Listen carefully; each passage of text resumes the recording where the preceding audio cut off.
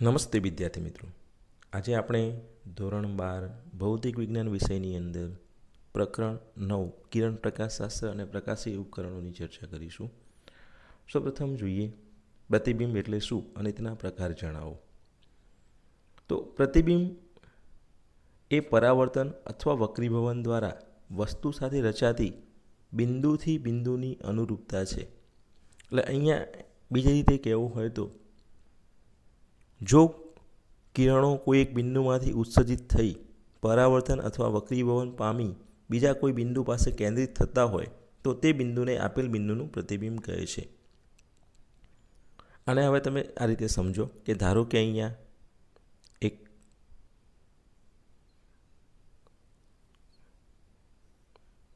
Lens મૂકેલો છે, અહીંયા આપણે એક વસ્તુ ન મૂકેલી છે, તો અહીંયાથી જે કિરણ નીકળે છે એ લેન્સ ઉપર આપાત થઈ અહીંથી નીકળી જાય છે. બીજું એક કિરણ છે જે ઓપ્ટિકલ જે સેન્ટર છે એમાંથી પસાર થઈ, તો અહીંયા બે કિરણો શું થયા કહેવાય?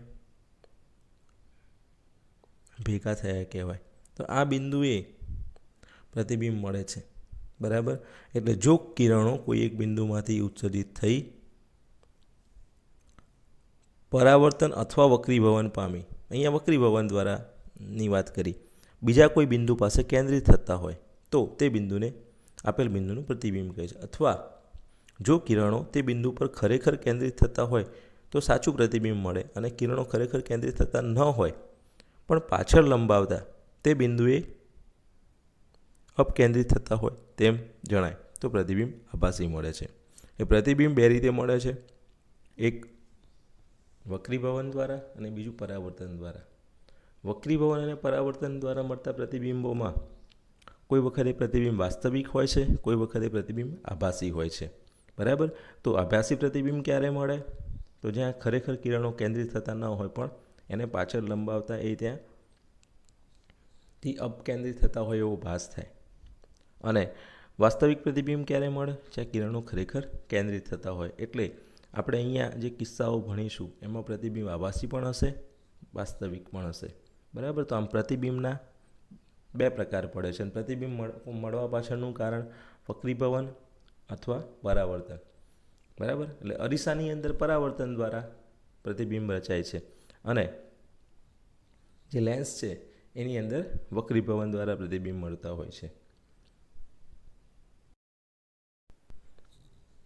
ગોળીય અરીસાથી થતા પરાવર્તનને લીધે મળતા પ્રતિબિંબ શોધવાની રીતની ચર્ચા કરો. હવે મિત્રો, આપણને ખ્યાલ છે કે પ્રતિબિંબ મળે છે તો પ્રતિબિંબ કેવી રીતે મેળવી શકાય? આકૃતિ દ્વારા, બરાબર. તો અહીંયા વસ્તુના કોઈ એક બિંદુમાંથી ઉત્સર્જિત થતા કોઈ બે કિરણો લઈ, કમસે કમ બે કિરણો લેવા પડે, તેમનો ગતિપથ દોરી બંને કિરણોનું છેદન બિંદુ શોધી ગોળીય અરીસાથી થતા પરાવર્તનને લીધે પ્રતિબિંબ શોધી શકાય છે. તો કમસે કમ બે કિરણો આપણે ધ્યાનમાં લેવા પડે છે. વ્યવહારમાં એ કેવી રીતે પસંદ કરવામાં આવતા હોય છે અને પ્રતિબિંબ કેવી રીતે મળતું હોય છે? તો સૌપ્રથમ કોઈ પણ બિંદુમાંથી મુખ્ય અક્ષને સમાંતર કિરણ અંતોગોળ અરીસાથી પરાવર્તન પામી તેના મુખ્ય કેન્દ્રમાંથી પસાર થાય છે. આ એક નિયમ છે એનો, કે જો કોઈ કિરણ મુખ્ય અક્ષને સમાંતર આવતું હોય આ રીતે, તો આ કિરણ અરીસા પર આપાત થાય જ્યારે, તો પરાવર્તન પામે. અરીસાથી હંમેશા માટે યાદ રાખજો કે પરાવર્તન દ્વારા પ્રતિબિંબ મળે છે. તો આ પરાવર્તન અહીંથી પામ્યું અને આ રીતે બેક થયું, તો અહીંયા આ કિરણ ક્યાંથી પસાર થશે? તો મુખ્ય અક્ષને સમાંતર આવતું કિરણ પરાવર્તન પામી મુખ્ય કેન્દ્રમાંથી પસાર થાય છે. તો આ મુખ્ય કેન્દ્ર થયું એફ, બરાબર. તો અને બહિર્ગોળ અરીસો હોત તો શું થાત? તો બહિર્ગોળ અરીસા માટે તે મુખ્ય કેન્દ્રમાંથી આવતો હોય એવો ભાસ થાત, બરાબર. એટલે અહીંયા અંતર્ગોળ અરીસા માટે બે કિરણો લેવાની જરૂર પડે. હવે અહીંયા બીજું કિરણ કયું લીધું એમને? તો એક આ સીમાંથી પસાર થતું કિરણ, અને એ અહીંયા આપાત થઈ પાછું આમને આમ પાછું આવે, તો અહીંયા પ્રતિબિંબ અહીંયા મળ્યું કહેવાય. એફ બિંદુ આગળ છેદન બિંદુ એફ થાય છે, બરાબર. એટલે આ રીતે તમને જો અંતર્ગોળ અરીસો હોય અને એના મુખ્ય અક્ષ સમાંતર કોઈ કિરણ આવતું હોય તો એ પરાવર્તન પામી મુખ્ય કેન્દ્ર એફમાંથી પસાર થશે. અને જો એ અરીસો બહિર્ગોળ હોય, અહીંયા આકૃતિમાં બીમાં બતાવ્યું છે એ પ્રમાણે, તો શું થશે? તો આવતું જે કિરણ છે, સમાંતર આવતું કિરણ આ આવી રહ્યું છે, એ પરાવર્તન પામી અહીંયા આ રીતે જે બતાવ્યું છે એ રીતે જશે. તો હવે એ કિરણ આગળ જતાં ભેગું નહીં થાય કોઈ જગ્યાએ, પણ એના પાછળ લંબાવવામાં આવે તો આ એફ બિંદુ આગળ એ ભેગું થાય છે. બરાબર? તો આ એફ બિંદુ અને આમાંથી જે કિરણ આવે છે આ જાય છે. હવે એ અથડાઈને પાછું એના જ માર્ગે જવાનું છે, એના પણ પાછળ લંબાવવામાં આવે તો એ પણ એફની અંદર ભેગું થતું વિચારવાનું થાય. એટલે આને આપણે બહિર્ગોળ અરીસાના સંદર્ભમાં લઈશું. ઉપરની જે આકૃતિ હતી આ અંતર્ગોળ અરીસાના સંદર્ભની આકૃતિ છે. અંતર્ગોળ અરીસો હોય તો આ રીતની આકૃતિ બનાવવાની થાય, બહિર્ગોળ અરીસો હોય તો આ રીતની આકૃતિ બને. હવે આ જે બંને અરીસાઓ છે એના સંદર્ભમાં આપણે હવે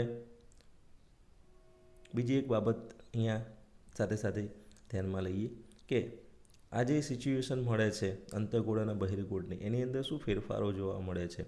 તો અંતર્ગોળ અરીસા માટે વક્રતા કેન્દ્રમાંથી પસાર થતું કિરણ અને બહિર્ગોળ અરીસા માટે વક્રતા કેન્દ્રમાંથી પસાર થતું કિરણ, તેઓ ભાસ થતું કિરણ અરીસા પરથી પરાવર્તન પામી એ જ માર્ગે પરત જાય છે. એ તો હમણાં હાલ મેં વાત કરી દીધી તમને કે આ કિરણને આપણે હવે અહીંયા વક્રતા કેન્દ્ર જે છે, ધારો કે આપણા જોડે આ સિચ્યુએશન છે, આનું વક્રતા કેન્દ્ર અહીંયા છે. તો મેં તમને આગળ વાત કરી હતી કે આની ઉપરથી સી ઉપરથી કોઈ પણ લાઈન આની ઉપર દોરવામાં આવે તો એ લંબ હશે, કારણ કે વક્રતા કેન્દ્ર એ આપેલ અરીસાને જેમાંથી કાપવામાં આવે છે એવો ગોળાકાર કવચ છે. તો અહીંયા લંબ હશે અને જે પણ કિરણ લંબરૂપે આપાત થાય એ જ માર્ગે પાછું પડે.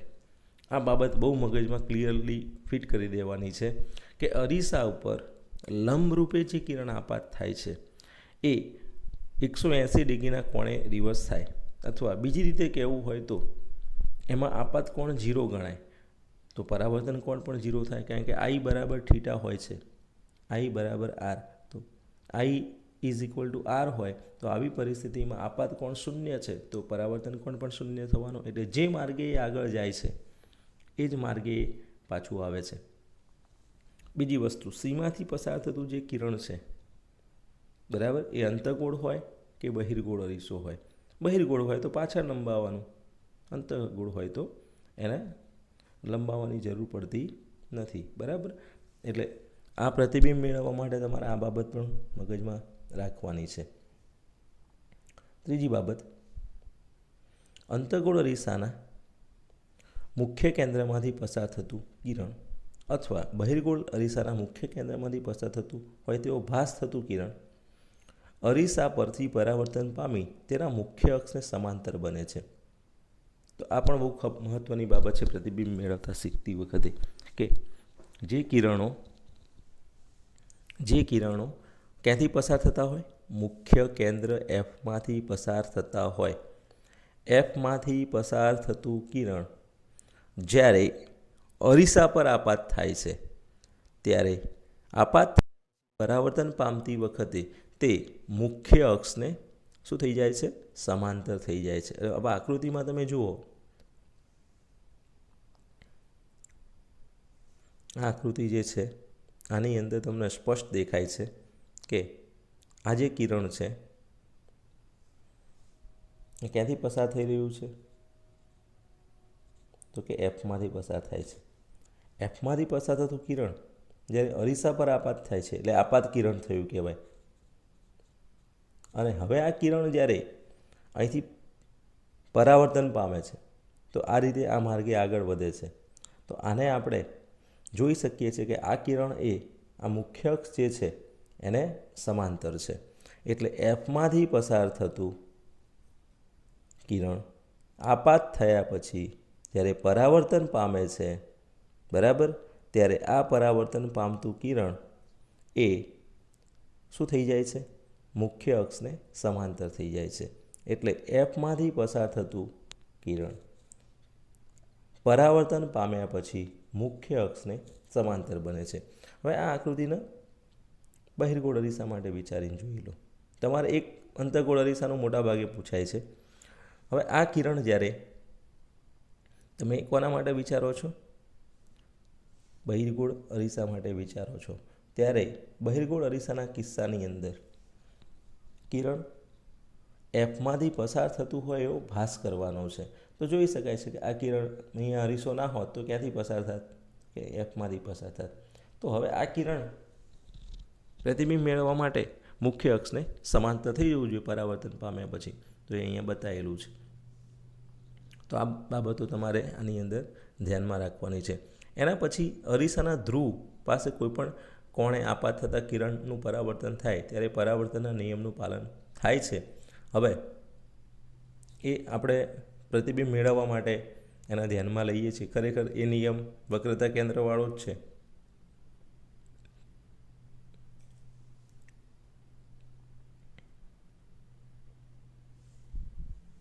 બરાબર, એ નિયમ એ વક્રતા કેન્દ્રવાળો જ નિયમ છે. કેવી રીતે? તો જોઈ શકાય છે કે ધ્રુવ પાસે કોઈ કિરણ આપાત થાય છે તો એને અહીંયા ધ્રુવ પાસે આપાત થાય ત્યારે મુખ્ય અક્ષમાંથી પસાર થતું જે કિરણ છે અહીંયા વક્રતા કેન્દ્ર હશે. મુખ્ય અક્ષમાંથી પસાર થતું જે કિરણ છે એ એના લંબરૂપે હશે અરીસાને.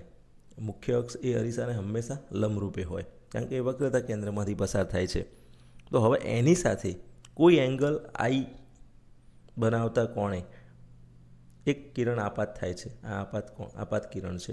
હવે એ પરાવર્તન પામી ક્યાંથી પસાર થશે? તો એટલા જ કોણે પાછું પડશે. એટલે આર બતાવેલો છે, આઈ બરાબર આર. અહીંયા નિયમ પ્રમાણે પરાવર્તનના નિયમનું પાલન થવાનું છે. એટલે આ બાબત આની અંદર આપણે જોડી શકીએ છીએ. તો હવે તમને પ્રતિબિંબ મેળવવાની ખબર પડી ગઈ. પ્રતિબિંબ કેવી રીતે મેળવી શકાય? ચલો, સૌથી પહેલાં શું કરીશું પ્રતિબિંબ મેળવવા માટે? આપણે પહેલું કામ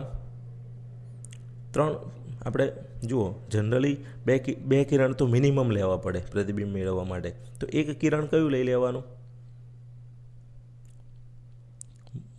વક્રતા કેન્દ્ર સીમાંથી પસાર થતું. બીજું કિરણ કાં તો પેરેલલ આવતું હોય લેવાનું, દૂર મૂકેલી વસ્તુ હોય તો, કાં તો પછી હમણાં હાલ જે વાત કરી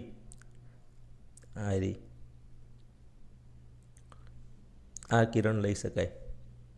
બરાબર. તો હવે પ્રતિબિંબ મેળવવા માટે તમારે મિનિમમ 2 કિરણોની જરૂર પડે છે. તો એ 2 કિરણોમાં એક વક્રતા કેન્દ્રમાંથી પસાર થતું કિરણ લઈ લો, મુખ્ય અક્ષવાળું, અને બીજું કિરણ ઉપર દૂર વસ્તુ મૂકી હોય તો પેરેલલ આવતું લઈ લો. દૂર ના મૂકેલી હોય તો નજીક મૂકેલી વસ્તુ હોય તો એની અંદરથી પછી તમારે કોઈ એંગલવાળા કિરણો ધ્યાનમાં લેવા પડે. તો એ પછી આ છેલ્લા નંબરની પોઝિશનવાળી પરિસ્થિતિનું નિર્માણ થાય. એટલે મિનિમમ 2 કિરણો તમારે ધ્યાનમાં લેવાના છે. એફમાંથી પસાર થતું લઈ શકાય. તો જે પ્રમાણેની આકૃતિ અથવા પરિસ્થિતિ હોય એ પ્રમાણે પ્રતિબિંબ આપણે મેળવીશું. હવે જુઓ, આપણે 3 કિરણો ધ્યાનમાં લઈ અંતર્ગોળ અરીસા વડે રચાતા પ્રતિબિંબની કિરણ આકૃતિની સમજ મેળવીએ. આગળ વાત કરીએ એ પ્રમાણે આપણે કોઈપણ કિરણ જ્યાંથી પસાર થતું હોય એના એ લાક્ષણિકતા ધરાવે છે. સૌથી પહેલી વાત કરીએ એ બિંદુનું પ્રતિબિંબ ક્યાં મળે. હવે વસ્તુ એ બી આખી છે, પણ આપણે માત્ર એ બિંદુના પ્રતિબિંબની હાલ વાત કરવા જઈ રહ્યા છીએ. તો એ બિંદુમાંથી અનંત સંખ્યાના કિરણો ઉત્સર્જાય છે. બરાબર. હવે એમાંથી કોઈ એક કિરણ ધારો કે ક્યાંથી પસાર થઈને જઈ રહ્યું છે? તો કે મુખ્ય અક્ષને સમાંતર જાય છે. એ આપાત કિરણ બને છે. અને એ જ્યારે ત્યાંથી આપાત થઈ અરીસા પર આપાત થાય છે તો ત્યાંથી પરાવર્તન પામે છે ત્યારે ક્યાંથી પસાર થાય? તો નિયમ મુખ્ય અક્ષને સમાંતર આવતું કિરણ ક્યાંથી પસાર થાય? તો કે એફમાંથી પસાર થયું અને આ રીતે આગળના માર્ગે જાય છે. બરાબર. હવે એની સાથે સાથે આપણે બીજું એક કિરણ ધ્યાનમાં લઈએ જે ક્યાંથી પસાર થઈ રહ્યું છે? તો કે વક્રતા કેન્દ્ર સીમાંથી પસાર થાય છે. વક્રતા કેન્દ્ર સીમાંથી પસાર થતું કિરણ એ જ માર્ગે પાછું આવશે. એટલે એ અહીંથી પાછું આવ્યું. તો એ પણ ક્યાંથી પસાર થાય છે? એ ડેશ આગળથી પસાર થાય છે. એ જ રીતે કોઈ એક કિરણ, આપાત કિરણ આ રીતે છે, જે મુખ્ય અક્ષ સાથે કોઈ આઈ જેટલા કોણે આપાત જઈ રહ્યું છે. તો હવે એનું પરાવર્તન કયા માર્ગે થશે? તો એનું જે પરાવર્તન છે એ આઈ બરાબર આર, પરાવર્તનના નિયમ પ્રમાણે આ માર્ગે જવાનું. એટલે અહીંયા તમે જુઓ કે આ આપાત કિરણ થયું અને આ થયું પરાવર્તિત કિરણ. ક્યાંથી પસાર થાય છે? એ ડેશમાંથી પસાર થાય છે. બરાબર. બધા કિરણો ક્યાં ભેગા થાય છે? તો કે એ ડેશ આગળ ભેગા થાય છે. તો એનું પ્રતિબિંબ ક્યાં મળશે? તો કે એનું પ્રતિબિંબ એ ડેશ આગળ મળ્યું કહેવાય. અને આખી એ બી વસ્તુનું હવે તમે વિચાર કરતા હોય તો બી વસ્તુ એટલે કે એ બી આખી વસ્તુ છે, એમાં બી બિંદુનો વિચાર કરીએ તો બી બિંદુના પ્રતિબિંબો કેવી રીતે મળશે? તો બી બિંદુનું પ્રતિબિંબ મેળવવા માટે તમે આના કરતાં થોડીક પરિસ્થિતિ ઉલટી વિચારી શકો. બરાબર. અને એ તમને અહીંયા બી ડેશ આગળ મળશે. તો આ 3 કિરણોમાંથી આની અંદર 2 કિરણો મિનિમમ આપણે બતાવવાના અને બંને કિરણો જ્યાં ભેગા થતા હોય ત્યાં આપણને બીનું પ્રતિબિંબ બી ડેશ મળે. અને આખી વસ્તુનું પ્રતિબિંબ પછી આપણે એમ કહીએ કે આ રીતે મળ્યું કહેવાય. આ એ બી વસ્તુનું પ્રતિબિંબ મળ્યું કહેવાય. હવે આ પ્રતિબિંબ જે છે એ જોઈ શકાય છે કે ઉલટું છે. વસ્તુ આ રીતે હતી, એનું પ્રતિબિંબ આપણને આ રીતે મળ્યું. અહીંયા એ હતો, અહીંયા બી હતો, અહીંયા બી ડેશ મળ્યો, અહીંયા એ ડેશ મળ્યો. તો આ રીતે ઉલટું પ્રતિબિંબ આપણને પ્રાપ્ત થયેલું બતાવે છે. 3 કિરણો ધ્યાનમાં લઈ પ્રતિબિંબ મેળવવાની બાબત આવે છે. હવે જો આ બધું થિયરીમાં ના પૂછે પણ તમને ખબર પડતી હોય તો તમે જાતે પ્રતિબિંબ કેવી રીતે મળે છે એ સમજી શકો છો. એટલે આ વસ્તુ તમારે ખૂબ ધ્યાનમાં રાખવાનું છે. અરીસા માટેની આ બધી બાબતો છે. આવી લેન્સ માટેની થોડીક જુદી બાબતો આવે છે, પણ આ 2 પોઈન્ટો યાદ રાખી લો તો તમને પ્રતિબિંબ બનાવતા આવડી જાય અને 80% કામ તમારું અહીંયા પૂરું થઈ જાય જો આ આવડતું હોય તો. થોડાક સૂત્રો યાદ રહે તો આ ચેપ્ટરમાં કોઈ તકલીફ પડે નહીં. સારું. અહીંયા હવે તમે જુઓ એફ કોને કહેવાય, યુ કોને કહેવાય અને વી કોને કહેવાય. તો આકૃતિની અંદર જે એફ છે એ કેન્દ્ર લંબાઈ બતાવેલી છે એફ પી વડે. બરાબર. અહીંયા કેન્દ્ર લંબાઈ શું થશે? ઋણ થશે. એના પછી સંજ્ઞા પ્રણાલીની સાથે લખીશું વી. વી પણ ઋણ બનશે. પ્રતિબિંબ અંતર, અહીંયા પ્રતિબિંબ મળે છે એટલે. અને વસ્તુ અંતર, તો વસ્તુ અંતર હંમેશા માટે ઋણ લઈશું જો સંયોજન ના હોય, માત્ર એક જ અરીસો કે લેન્સ હોય. બરાબર. તો અહીંયા minus U, minus V, minus F. મિત્રો, હવે આપણે અંતર્ગોળ અરીસા વડે મળતા સાચા પ્રતિબિંબ માટે અરીસાનું સૂત્ર મેળવીશું. આ પ્રશ્ન અભ્યાસક્રમમાંથી મેળવવાનો જે છે એ નીકાળી દીધેલો છે. તો આપણે માત્ર ને માત્ર આના સૂત્રાત્મક બાબતની ચર્ચા કરીએ. સૌપ્રથમ આકૃતિ જે છે એમાં એ બિંદુનું પ્રતિબિંબ એ ડેશ આગળ મળે છે એ સમજી લઈએ. તો પહેલા નંબરનું કિરણ આ રીતે આપાત થઈ પરાવર્તન પામે છે. બીજા નંબરનું કિરણ આ માર્ગે જઈ આ માર્ગે પરાવર્તિત થાય છે. તો એ બિંદુનું પ્રતિબિંબ એ ડેશ આગળ અને બી બિંદુનું પ્રતિબિંબ બી ડેશ આગળ મળે છે. આમ એ ડેશ બી ડેશ જે છે એ શું બને છે? એ બીનું પ્રતિબિંબ બને છે. હવે અહીંયા કેટલા ટર્મ એફ કેન્દ્ર લંબાઈ, યુ વસ્તુ અંતર અને વી શું બતાવે છે? પ્રતિબિંબ અંતર બતાવે છે. તો આમની વચ્ચેનો જે રિલેશન છે એ આપણને અરીસાના સૂત્ર તરીકે ઓળખાય છે. તો આનો રિલેશન આપણે મેળવીએ તો આવો મળે છે 1/f is equal two 1/u plus 1/v. આની અંદર આપણે સંજ્ઞા પ્રણાલી વાપરીશું અને આનું નામ પાડેલું છે ગાઉસીયન સૂત્ર. ગાઉસનું સૂત્ર તરીકે પણ ઓળખાય છે. હવે આ અરીસો કોઈ પણ પ્રકારનો હોય, અંતર્ગોળ હોય કે બહિર્ગોળ હોય, બંને માટે સાચું છે. બરાબર. એટલે અરીસો અંતઃગોળ હોય તો એફ ઋણ લેવાનું, બહિર્ગોળ હોય તો ધન લેવાનું. યુ હંમેશા માટે ઋણ લઈશું. અને વી પ્રતિબિંબ ક્યાં મળે છે એના ઉપરથી નક્કી થાય છે. બરાબર. એટલે સંજ્ઞા પ્રણાલી વાપરીશું. તો આ થઈ અંતઃગોળ અરીસા વડે રચાતા પ્રતિબિંબ માટેની ચર્ચા અને એના પરથી અરીસાનું સૂત્ર. તો અરીસાનું સૂત્ર દરેક જણાએ યાદ રાખી લેવાનું છે, બહુ મહત્ત્વની બાબત છે. ગાઉસિયન સૂત્ર તરીકે પણ ઓળખાય છે. હવે આપણે વક્ર અરીસાની સામે જુદા જુદા અંતરે મૂકેલ વસ્તુના પ્રતિબિંબના સ્થાન, પ્રકાર, કદ અને મોટવણીની વાત કરીશું. હવે મિત્રો, આ પ્રેક્ટિકલની અંદર જરૂરી બને છે સમજવું. તો અંતઃગોળ અરીસો લેવામાં આવે. સૌપ્રથમ અંતઃગોળ અરીસાની વાત કરીએ. વસ્તુ અનંત અંતરે મૂકેલી હોય તો એનું પ્રતિબિંબ ક્યાં મળે? તો કે મુખ્ય કેન્દ્ર ઉપર. પ્રતિબિંબનો પ્રકાર તો કે વાસ્તવિક કહેવાય અને ઉલટું કહેવાય. કેવું હશે? તો વસ્તુ કરતાં ખૂબ નાનું. હવે આના તમારે સમજવું હોય તો એવું સમજો કે સૂર્યમાંથી પ્રકાશના કિરણો આવે છે, અંતઃગોળ અરીસો મૂકેલો છે, એના મુખ્ય કેન્દ્ર ઉપર ભેગા થાય છે તો બિંદુવત પ્રતિબિંબ આપે. એટલે મોટવણી ખૂબ નાની કહેવાય અને ઋણ કહેવાય. તો વસ્તુનું સ્થાન અનંત અંતરે, પ્રતિબિંબનું સ્થાન મુખ્ય કેન્દ્ર પર, પ્રતિબિંબનો પ્રકાર વાસ્તવિક અને ઉલટો, પ્રતિબિંબનું કદ ખૂબ નાનું.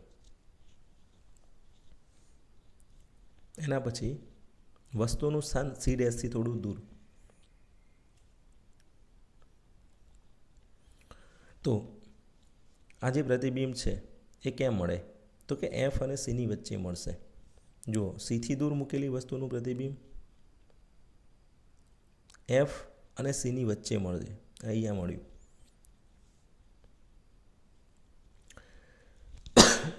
ઇન શોર્ટ, તમે એવું યાદ રાખી લો કે જેટલા સીથી દૂર જઈશું એમ પ્રતિબિંબ સીથી એફ તરફ જશે. એટલે વસ્તુને અહીંયા મૂકી હજી દૂર મૂકશું, હજી દૂર મૂકશું તો શું થવાનું છે? અહીંયા મૂકીશું તો પ્રતિબિંબ થોડુંક આમ જશે, અહીંયા મૂકીશું તો હજી થોડુંક હશે, અનંત અંતરે મૂકી દઈશું તો એફ ઉપર જતું રહેશે. એટલે આને તમે આ રીતે મગજમાં રાખી લો કે જેમ સીથી દૂર જઈશું એમ પ્રતિબિંબ એફ તરફ જશે અને અનંત અંતરે જતા રહીશું તો પ્રતિબિંબ એક્ઝેક્ટ એફ ઉપર આવી જશે. બરાબર. હવે આ પ્રતિબિંબ કેવું મળે છે એની અહીંયા થોડીક ચર્ચા કરી લઈએ. તો ક્યાં મળ્યું? તો કે સી અને એફની વચ્ચે. પ્રતિબિંબ તો કે વાસ્તવિક અને ઉલટું. પ્રતિબિંબનું કદ વસ્તુ કરતાં નાનું. યાદ રાખીશું કે સીથી દૂર જઈશું જેમ એમ પ્રતિબિંબ નાનું થતું જશે. બરાબર. વાસ્તવિક કેમ કહેવાય છે? તો કે અરીસાની આગળની બાજુએ મળે છે એટલા માટે. અને ઉલટું તો આકૃતિમાં જોઈ શકાય છે કે જે એ બિંદુ હતું એ ઊંધી પોઝિશનમાં મળે છે, ઉલટી પોઝિશનમાં મળે છે, માટે એને ઉલટું કહીએ છીએ. અને વસ્તુ કરતાં નાનું છે એટલે મોટવણી નાની, એક કરતાં નાની બને છે. ચલો, વસ્તુનું સ્થાન સી પર હોય તો આ તમારે પ્રેક્ટિકલી યાદ રાખવાનું છે. પ્રેક્ટિકલ કરતી વખતે કે વસ્તુનું સ્થાન સી પર હોય તો એનું પ્રતિબિંબ પણ સી પર જ મળે છે અને એક્ઝેક્ટલી વસ્તુ જેવડું જ મળે છે. વાસ્તવિક પ્રતિબિંબ છે, પ્રતિબિંબની સાઇઝ એના જેટલી જ છે, માટે મોટવણી જે છે એ એક થાય છે. આ તમારે ખાસ ધ્યાનમાં રાખી લેવાનું છે. પ્રેક્ટિકલ કરતી વખતે આ પરિસ્થિતિ મેળવવામાં આવે છે. ત્યાર પછી સી અને એફની વચ્ચે વસ્તુને મૂકવામાં આવે તો એનું પ્રતિબિંબ સીથી દૂર મળે છે. અને સીથી દૂર મળે છે તો પ્રતિબિંબ જે છે એની સાઇઝ વધે છે. એટલે પ્રતિબિંબ જે છે એ વસ્તુ કરતાં મોટું મળે છે. હવે વાસ્તવિક ઉલટું અને મોટું પ્રતિબિંબ આપે છે. એમ ગ્રેટર દેન 1 બને છે. અને એ જ રીતે એફ ઉપર મૂકી દઈએ વસ્તુને તો એ જે પ્રતિબિંબ છે એ અનંત અંતરે રચાય છે. બરાબર. અને ખૂબ મોટું બનશે. એટલે M is too much greater than -1 બનશે. ચલો, વસ્તુ આ પ્રતિબિંબ મેળવવું થોડુંક અઘરું પડે છે. વસ્તુનું સ્થાન એફ ઉપર હોય અને એફ અને ધ્રુવ પીની વચ્ચે હોય. એફ ઉપર હોય તો અનંત અંતરે મળે છે, પણ એફ અને પીની વચ્ચે હોય તો આ પ્રતિબિંબ, આ કિસ્સો યાદ રાખજો, અહીંયા પ્રતિબિંબ આભાસી થઈ જાય છે. વસ્તુ કરતાં મોટું મળે છે પણ આભાસી થઈ જાય છે. અને એમ ઇઝ ગ્રેટર દેન 1 પ્લસ પણ +1 થઈ જાય છે. એટલે આ બધી બાબતો તમારે યાદ રાખી લેવાની છે કે જેથી તમને પ્રેક્ટિકલમાં તકલીફ ના પડે. જરૂરી છે પ્રશ્નો. બહિર્ગોળ અરીસો હોય તો શું થાય છે? તો બહિર્ગોળ અરીસા માટે બહુ શક્યતાઓ વિચારવાની આવતી નથી. અનંત અંતરે મૂકેલી હોય તો F ઉપર મળે છે અને હંમેશા આભાસી પ્રતિબિંબ આપશે. અંતર્ગોળ અરીસાની લાક્ષણિકતા બંને પ્રકારના પ્રતિબિંબ મળતા હતા, જ્યારે બહિર્ગોળ અરીસાની અંદર માત્ર પ્રતિબિંબ કેવું મળશે? તો કે આભાસી. આભાસી સિવાય પ્રતિબિંબ આપણને આપશે નહીં. એટલે ટૂંકા પ્રશ્નોમાં પૂછી શકે કે કયો અરીસા દ્વારા માત્ર આભાસી પ્રતિબિંબ મળે? તો કે બહિર્ગોળ અરીસા દ્વારા. કેવું હશે?